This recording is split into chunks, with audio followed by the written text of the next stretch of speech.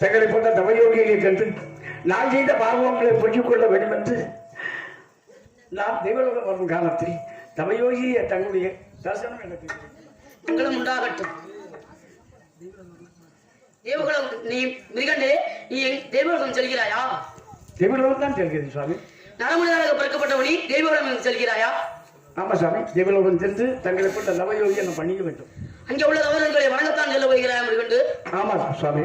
மிருகண்டனே, உலகத்தில் வெறுக்கப்பட்ட மாநிலர்கள் யாராக இருந்தாலும் சிவபக்தியில் சிறந்தவராக இருந்தாலும் அவர்களிடம் 16 செல்வங்கள் இருக்க வேண்டும். உன்னிடத்தில் எத்தனை செல்வங்கள் இருக்கிறது?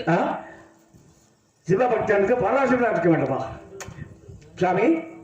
பரவாயில்ல, அவர்கள் உண்பதற்கு உணவு, உடுத்துவதற்கு ஆளாவனம், மாட மாளிகை, கூழம் அனைத்துமே இருக்கிறது பகவான் அருளார்.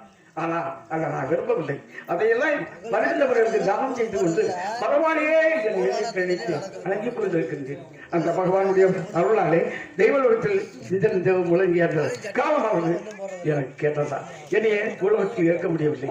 அதனால் வா வா வா என்று அழைக்கிறது. அதனால வந்து மிருகண்டனே, உனக்கு எத்தனை செல்வங்களை கொடுத்திருப்பார். ஆனாலும் உனக்கு முத்தைக்கு வழிகாட்டிய செல்வம் முன்னிடம் இருக்கின்றதா?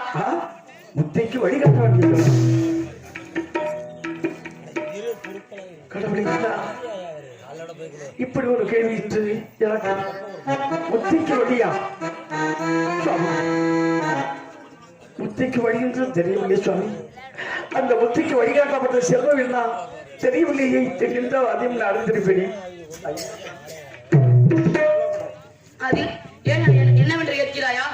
சரி, உனக்கும் அதுக்கும் நல்லாகவே முடியும்.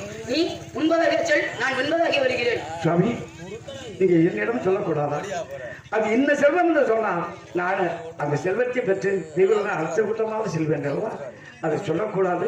நீ தெய்வலோகம் செல், தெய்வலோகம் சென்றால் அது என்ன செல்வம் என்பதை தெரிந்து கொள்வாய் என்று சொல்லி நீ முன்பதாக அனுப்புகிறீர்களா? பின்பதாக வருகிறீர்களா?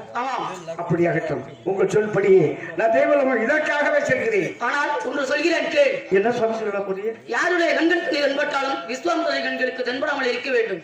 ராஜனுடைய கண்களுக்கு நான் தென்படாமல் மறைவாக இருக்க வேண்டுமா? ஆமா. என்ன சுவாமி, நான் திருடனா, கயவனா, இல்ல ஆற்றோசத்தை அபகரித்தவனா, நயவஞ்சகக்காரனா? அப்படி ஒன்றும் இல்லையே.